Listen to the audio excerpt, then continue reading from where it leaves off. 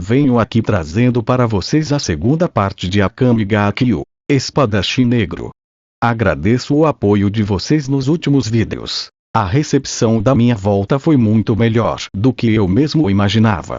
Vamos reviver esse canal, e eu prometo a vocês pelo menos um vídeo por semana. Agora chega de enrolação e vamos para o vídeo. Aquelas figuras que estavam sobre aqueles fios logo começavam a fazer seus movimentos. Uma garota de estatura média, cabelos longos negros, olhos com uma coloração vermelha marcante. Suas roupas eram simples e práticas. Aquela, com toda certeza, era a assassina Akame, uma traidora da capital imperial. Ela pulou dos fios, caindo de frente para vários guardas que faziam frente a ela para protegerem a senhorita Arya. Em um movimento rápido, que poucos ali sequer conseguiam ver, Akame cortou dois dos guardas ao meio. Um outro mirou a arma em direção a Akame para disparar contra ela, mas uma lança veio em sua direção, o empalando e matando na hora. Foi Bulat que cobria as costas de Akame.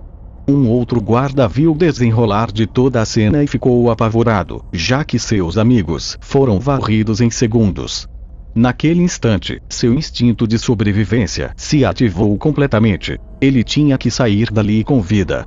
Ele se virou e começou a correr o mais rápido possível pela própria vida, mas Mine, que ainda estava sobre os fios, disparou contra o guarda e o matou na hora com um tiro diretamente na cabeça. Que vergonha, fugindo de frente para um inimigo. Um jovem de cabelos verdes, logo ao lado, coçava a bochecha.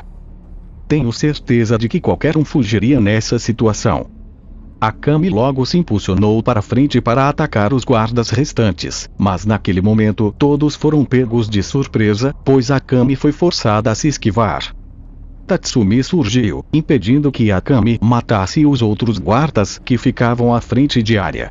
Com duas espadas, Tatsumi começava a retirar sua espada maior, que ficou cravada no chão, criando uma pequena cratera pela força colocada no golpe. Akame foi pega nos próprios pensamentos. Que força se ele tivesse me acertado, com toda certeza eu teria um baita problema. Naquele momento, Akame sussurrou: esse não é o alvo. Ela falou enquanto avançava de frente para Tatsumi, que se surpreendeu.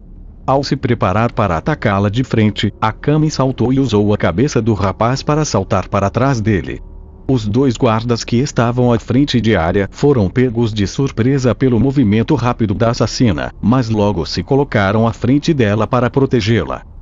O primeiro tentou atacar Akame com lâminas duplas, mas recebeu um corte limpo na região do pescoço. Tatuagens e símbolos começaram a se espalhar por todo o seu corpo, sem dar chance nenhuma de escape. Aquele era o efeito da arma imperial Murazami. Um corte, uma morte. Esse é um fim merecido para alguém podre por dentro como eu. O guarda soltou sangue pela boca naquele momento e caiu no chão, morto, após dizer suas últimas palavras. O outro guarda, vendo aquela cena, rapidamente prontificou sua arma em direção a Akame e começou a disparar contra ela sem nem hesitar.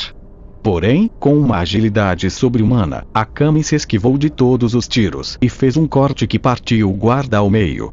Arya, que estava logo atrás dele, caiu aterrorizada, colocando a mão à frente do corpo, começando a implorar pela vida. Akame, sem piedade nenhuma, levantou a espada para dar um fim à vida de Arya, mas naquele momento foi interrompida por Tatsumi, que vinha com um golpe horizontal para parti-la ao meio. Akame se esquivou por pouco, mas conseguiu sair ilesa desse ataque. Julgando pela forma como aquele garoto parecia determinado a proteger Arya, ele não iria desistir disso tão fácil. Os dois se preparavam para uma luta. Akame precisava apenas acertar um golpe, mesmo que de raspão, para conseguir eliminar Tatsumi. Quanto a Tatsumi, parecia estar numa forma mais defensiva, já que sabia muito bem que não poderia ser atingido de maneira alguma. O primeiro movimento foi feito por Tatsumi, e era isso que Akame queria.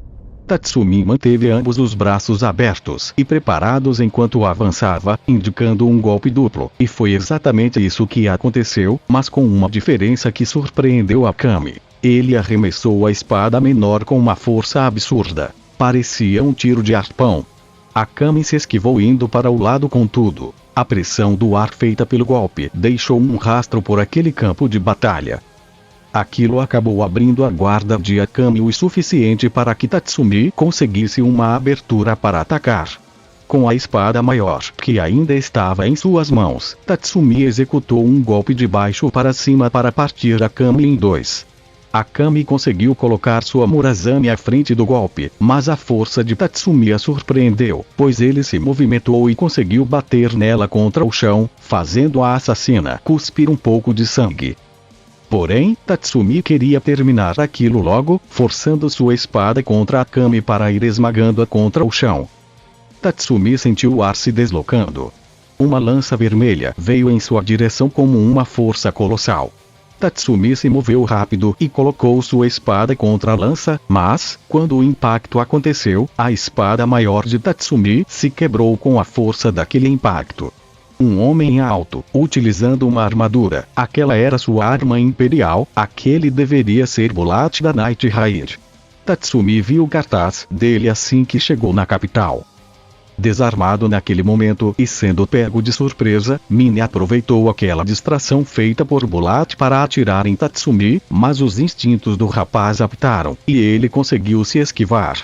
O tiro passou pegando de raspão na região do seu rosto. Aquele tiro estava destinado a acertar a cabeça de Tatsumi, mas ele conseguiu se esquivar.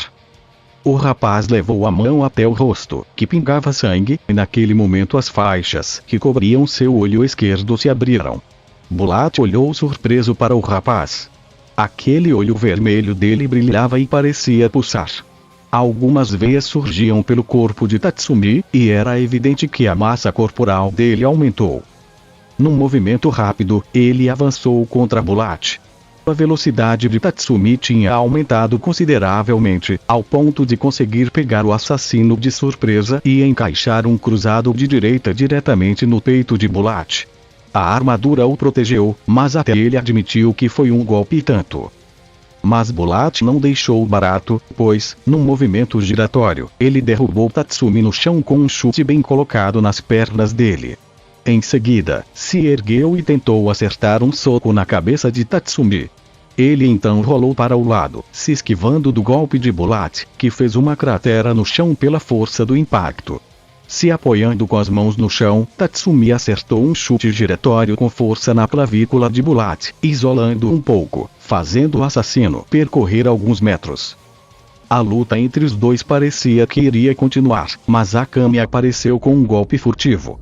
Mesmo com seus sentidos aprimorados, Tatsumi até tentou se esquivar, mas foi pego de raspão no ombro pelo golpe de Akame. Bulat guardou sua lança que havia acabado de pegar novamente, e Mine levantou sua arma, pois, para ela, Tatsumi já era um homem morto. O rapaz então caiu de joelhos, tossindo sangue. Aqueles símbolos da Murazami começavam a se espalhar pelo seu corpo. Mas naquele momento todos recuaram um pouco. Uma intenção assassina veio de Tatsumi, e, num movimento, ele enfiou a própria mão na região do ombro. As veias dele saltavam, e logo o ferimento feito por Akame se abriu mais um pouco, se tornando um corte grande, com sangue jorrando dali. Mas, ao mesmo tempo, as tatuagens e símbolos do veneno da Murazami iam sumindo do corpo de Tatsumi. Eu ainda não morri. O rapaz disse, se levantando, mas sendo evidente que ele não tinha mais forças para continuar de pé. Impossível, ninguém nunca sobrevive a um golpe da minha espada. Akame disse em choque. Mas, enquanto eles falavam, Mine logo posicionou sua arma. Nesse estado, você não vai esquivar. Ela gritou, enquanto já se preparava para disparar, mas foi interrompida por um grito de outra pessoa. Ei, segura um pouco aí, Mine. Não matem ele, o garoto está sendo enganado. Do meio daquela floresta, Leone saiu. Uma mulher alta, bem encorpada, com cabelos loiros e olhos verdes. Como assim, enganado? Apesar da situação, Tatsumi não baixou a guarda e ainda conseguia se manter de pé. Olha, garoto, eu prefiro demonstrar do que tentar explicar para você em palavras. Naquele momento, Tatsumi olhou em direção à área, que tentava sair dali de fininho. O que você está escondendo, Arya?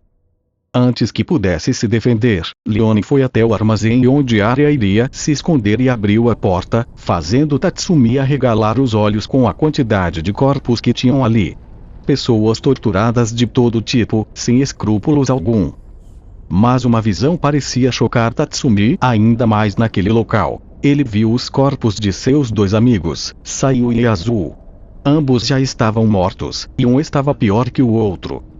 Tatsumi olhou, com os olhos arregalados, para a Arya, sem dizer nada. Akame logo sacou sua espada novamente. Eu vou terminar o serviço agora. Não. Akame foi interrompida por Tatsumi, e, antes que ela pudesse questioná-lo, Tatsumi pegou Arya pelo pescoço e começou a apertar lentamente, fazendo-ela agonizar, até que, por fim, ele apertou com mais força e esmagou o pescoço de Arya, matando-a de uma vez. Quando aquilo parecia terminar, Tatsumi fechou seu olho esquerdo e, em seguida, tossiu mais sangue pelo efeito colateral, com seu corpo se inclinando para cair no chão, mas Leone o segurou. Leone, não temos tempo para cuidar dele, quase estamos extrapolando o limite. Não vamos cuidar dele, vamos levar ele com a gente. Você viu esse cara lutando? Ele vai ser uma ótima adição para a gente. Tatsumi levantou a mão em direção aos corpos de seus amigos, enquanto ia perdendo a consciência. Ei, Bulat, você pode levar esses dois? São amigos dele, e vai ser bom fazer o enterro. Bulat logo aceitou. Os membros da Night Raid iam saindo dali antes que os reforços do Império chegassem, mas, ao longe, em uma montanha, um ser alto, com chifres, parecia observar tudo. Aquele garoto herdou o sangue de Vossa Alteza, devemos reportar isso. Continua.